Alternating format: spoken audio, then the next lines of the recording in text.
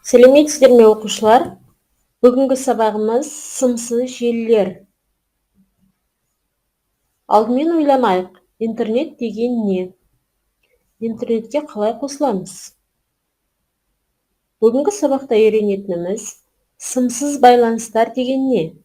Сымсыз байланыстың артықшылықтары. Сендер үй жағдайында кейбір мекемелерде интернетке модемдер арқылы кабельдердің көмегімен қосылатынын білесіңдер.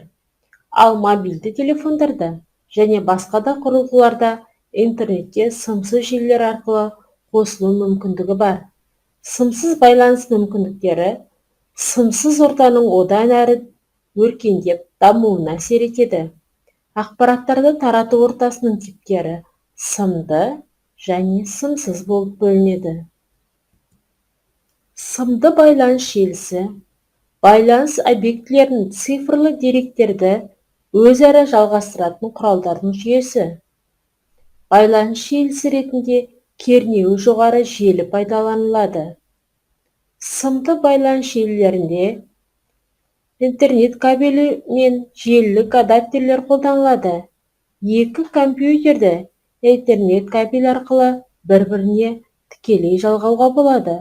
Бірақ оларды жергілікті желілерге қосу үшін коммутатор немесе маршрутизатор сияқты орталық құрылғылар қажет. Енді сымсыз байланыс желілерін қарастырайық. Wi-Fi деген не? Wi-Fi интернет пен құрылғылар арасындағы сымсыз жалғану. Сымсыз орта ұғымы желіде сымдардың мүлдем жоқтығын білдіреді. Компьютерлерді немесе мобильді телефондарды және басқа да құрылғыларды сымсыз Wi-Fi желісіне қосу үшін Wi-Fi модемдер қажет. Wi-Fi ағылшынның сөзінен шыққан. Ол сымсыз желі стандартын білдіреді.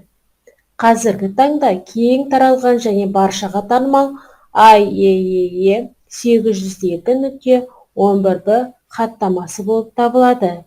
Көбінесе осы хаттама Wi-Fi деген қысқартылған атаумен аталады. Ол интернетке қосылу үшін ақпараттарды бір компьютерден екінші компьютерге тарату үшін ыңғайлы. Егер ақпараттың көлемі өте үлкен болса, онда бұл әдісті қолдану ыңғайсыздық тудырады.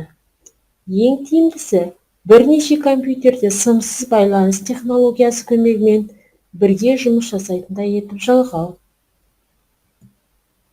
Wi-Fi-дің артықшылықтары. Wi-Fi кабель орнатуға қолайсыз орындарда, мысалы, ғимараттың сыртында немесе тарихи құндылығы бар ғимараттарда сымсыз желілермен қызмет көрсетуге мобильді құрылғылардың желіге қосылуына мүмкіндік береді. Wi-Fi базарда, сауда орталықтарында және мәдени орындарда төлем жасау, ақша аудару тағы сол сияқтылар үшін қолдануға өте тиімді.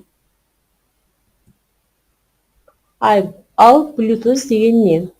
Bluetooth мобильді телефондарға, компьютерлерге және перифериялық құрылғыларға деректерді немесе дауысты қысқа қашықтыққа сымсыз жіберуге мүмкіндік беретін сымсыз байланыс технологиясы.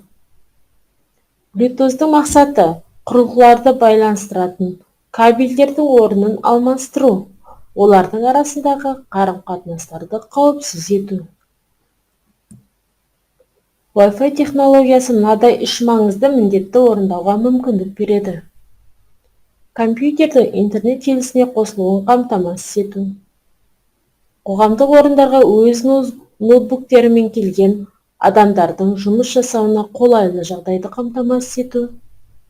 Кабельді орнату мүмкін емес немесе шамадан тыс қымбат болғанда кеңседе немесе бөлмеде жергілікті желіні орнату. Сымсыз технологиялардың түрлері. Wi-Fi ақпаратты тасымалдау үшін радиоканалдарды пайдаланатын заманауи сымсыз технология. WiMAX әмбебап сымсыз желіні алыс қашықтықтарға жеткізу үшін құрастырылған телекоммуникациялық технология. Ал Bluetooth дербес компьютер мен мобильді телефон, ноутбуктер, тағы басқалар арасында қолжетімді радиожиілікке ақпарат алмасуды қамтамасыз ететін дербес сымсыз желі.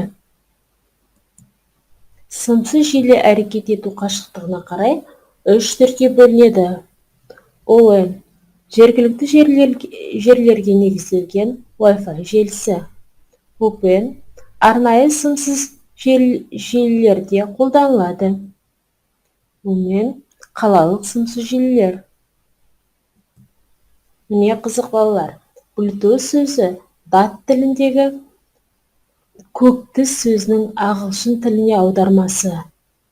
20 ғасырда Данияда өмір сүрген викингтердің патшасы бір Харалдтың лақап атынан алынған. Ол осы технология құрастырылған қазіргі Дания мен Норвегия халықтарын біріктірген. Bluetooth-да дәл осындай қызмет атқарады. Байланыс хаттамаларын бір әмбебап стандартқа біріктіреді. Енді сұрақтарға жауап берейік.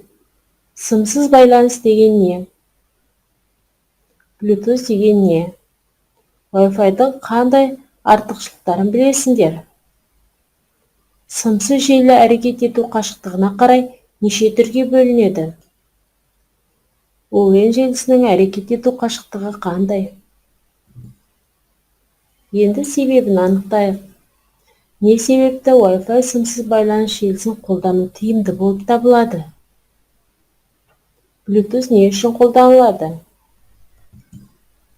Енді тапсырма компьютерде орындаймыз. Сендер жұмыс жасайтын информатика кабинетіндегі компьютерлерді қандай желіге қосылған? Компьютерлердің көмегімен тексеріңдер. Екінші, Wi-Fi технологиясын сендер қалай қолданасыңдар? Тиімді ме? Мәтіндік құжатқа өз ойларыңды 4-5 сөйлеммен түйіндеп жазыңдар. Талдап салыстырайық. Вен диаграммасында сымды және сымсыз желілерді салыстырыңдар. Олардың әрбірінің қандай артықшылықтары бар? Дәптерге орындайық. Ақпаратты тарату ортасының қандай типтер бар? Үй тапсырмасы сымсыз желілер тақырыбына қатысты сөз жұмбақ құрастырыңдар. Сабағымызды қорытындылайық. Бүгінгі сабағымыз аяқталды. Сау болыңыздар.